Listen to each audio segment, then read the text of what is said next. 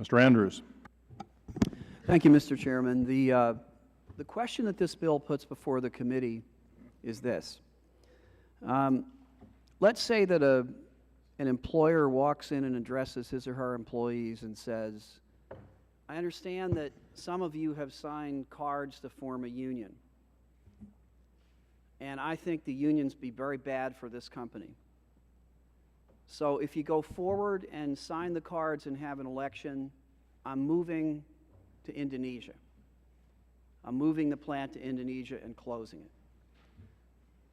Now, under the law that we've lived under for about 70 years, that's illegal.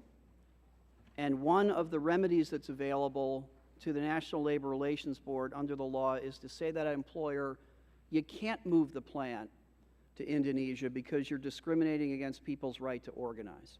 What this bill does is permanently remove that remedy. So if you think that under no circumstances should that employer be able to be told, no, you can't outsource these jobs. No, you can't move to Indonesia because people are organizing. If you think that that should be permanently barred as a remedy, you should vote for this bill. But if you believe that outsourcing is corroding the American economy, if you believe it's destroying communities like Flint, Michigan that Mr. Kildee just talked about, if you believe that collective bargaining has been an engine for economic growth in this country and not an impediment, as we do, then you should vote no. Now, I heard the chairman in his opening remarks talk about the fact that there are other remedies available under the fact situation I've suggested. He's correct. This bill does not destroy those other remedies. But of what value are these other remedies in the real world in which we live? I want you to think about this. One of the remedies is back wages. So if the Labor Relations Board and the courts found, as I believe they would, that my suggested hypothetical is a violation of the law, and still would be after this bill passes, they say we're going to give the employees back pay for the plant that moved to Indonesia. Really? Well, one easy remedy for the employer is to open up a subsidiary in Indonesia, run the plant there, and all that's left in the corporation that owes the back pay is nothing. Maybe a few small assets and no money in the checking account. What good is a court order to collect back wages against a company that has no money? What good is it to be able to collect back wages after a 2 or 3 or 4 year litigation process? If you're independently wealthy and can litigate forever, I guess that's okay. But if you have a mortgage and a car payment and the need to pay your grocery bill, your utility bill once a week, once a month, it's not okay. You need to have wages in your pocket as soon as you can possibly have them.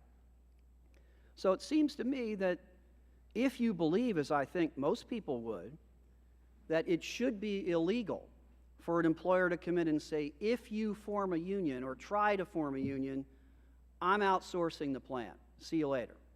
If you think that should be illegal, then you've got to ask yourself, what is an effective remedy to stop that illegality? If you remove forever, under all circumstances from the law, the ability to say that the employer may not outsource that plant, may not move it outside the United States, well, then I think your vote is no. But if you believe there's some better remedy, let's hear what it is. I keep hearing about back pay. I don't think that works practically. Now, some on the other side may believe it shouldn't be illegal for the employer to make that speech to his or her employees. I would strongly disagree. And I think that Republicans and Democrats for the last 80 years would strongly disagree with that proposition.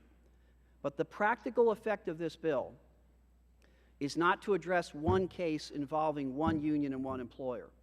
It is to reverse an 80-year bipartisan tradition of collective bargaining. Collective bargaining is healthy for the American economy, and this bill is not. The right vote is no. I yield back. Gentleman yields back. Mr. Chairman, I yield to the gentleman from New Jersey. I thank my friend from Virginia, and I want to amplify 2 points that he's made that I think directly address some misconceptions on the majority side. The first is we've heard repeatedly that somehow or another the National Labor Relations Board has decided to tell companies where they can operate and where they cannot operate. That is not correct.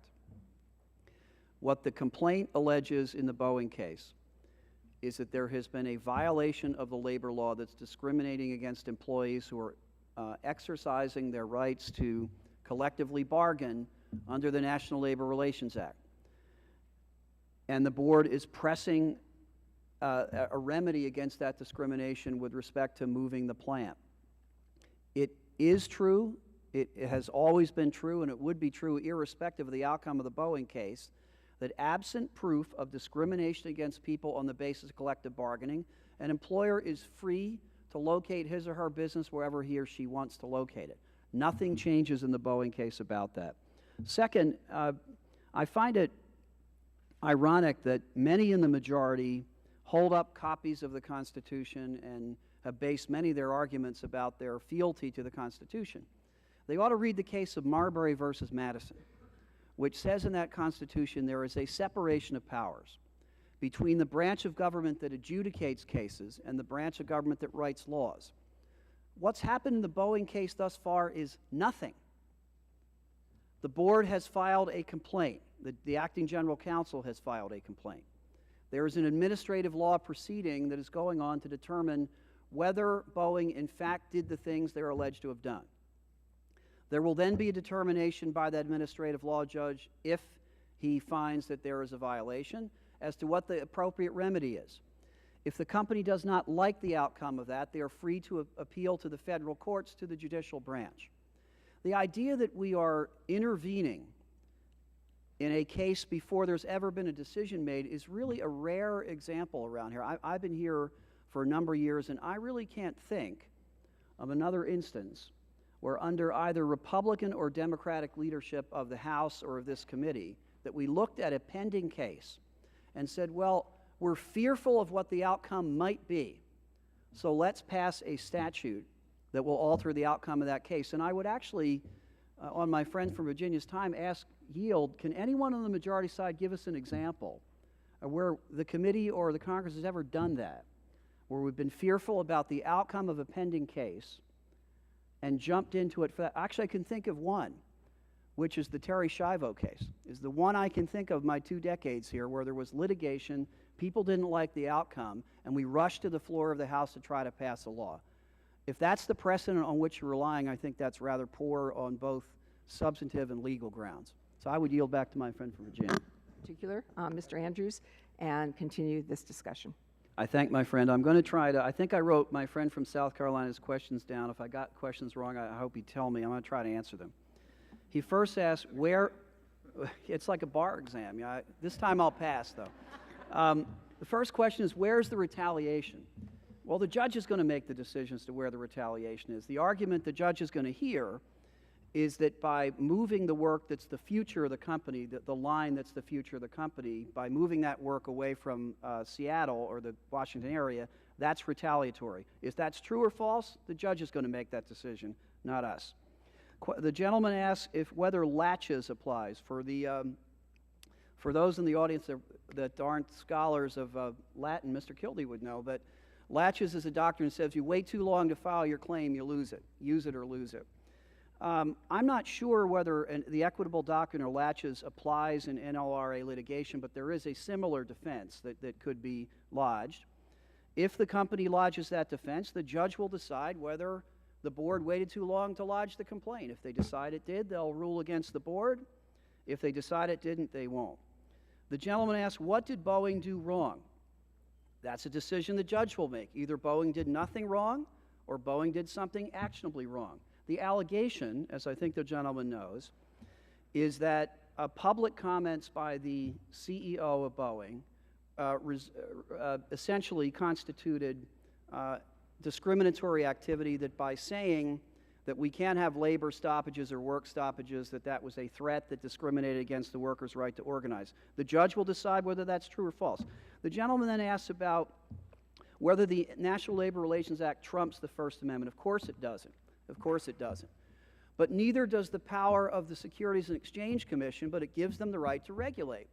If a person has insider trading information A corporate director has insider trading information, and he or she has a conversation with people about that inside information, and they engage in insider trading and make a profit, that's illegal. Now, that's not a suppression of free speech. It is a regulation of speech that is harmful to an other value established under the law. This is no different than that. And then finally, the gentleman makes reference to changes in criminal sentencing and criminal matters. That's true. If the law changes on sentencing, that does affect ongoing cases. But I can't think of any case where a particular pending case gave rise to a statute that changed criminal remedies. And if I'm wrong, I'd hope he'd correct me. I would yield back. Gentlemen, So with that, I want to hand over the rest of my time to my colleague, Mr. Andrews. I thank my friend for yielding, and I do think this has been a very good faith and edifying debate. And one of the moments that I will remember from this debate is one of our friends, and I apologize, I can't remember whom, in very good faith said about American corporations, don't expect them to be patriotic. And I understand what he meant, that they're principally motivated by profit and loss because that's their fiduciary obligation. But I would respectfully disagree and say there is no conflict between your short-term responsibility to make a profit and your long-term responsibility to be a good corporate citizen. You know, these corporations that we're speaking of, if they feel that they've been wronged, they use our law enforcement system and our courts, but don't expect them to be patriotic. When they want to hire workers that have the skills that can raise their profits and elevate the standing of their company, they look to our public schools first and foremost. 90% of Americans go to public schools. Our higher ed system is very heavily subsidized by Pell Grants and student loans. So when they want good workers, they look to American taxpayers to fund education, but don't expect them to be patriotic. When their retirees hit the age of 65, their health care is funded by the American taxpayers through Medicare, lifting from these corporations the burden of cradle-to-grave health insurance, which some employers in some countries bear. So they expect the American taxpayer to support the health care for their retirees, but don't expect them to be patriotic. And first and foremost, when they have interests around the world, whether they drilled an oil well or established a factory or some other economic interest, and some crazed dictator threatens their investment in our country, they expect the American military to go there and defend them, and we do, time after time after time, but don't expect them to be patriotic. I'm sorry, but we disagree with that.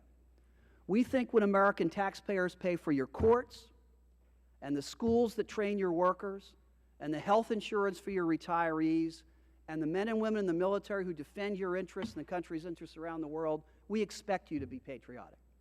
We do expect you to make decisions that are not simply in the short-term interests of the bottom line, but the long-term interests of this country. If you're looking for a difference between the way we see the world and our friends on the other side do, that's it. We think that citizens have an obligation of patriotism, but so do corporations. It doesn't mean they should abandon their self-interest. It means they should understand that their self-interest, their enlightened self-interest, is for a strong country where everyone who's willing to work prospers, not just the rich and the powerful and the few. That's the difference.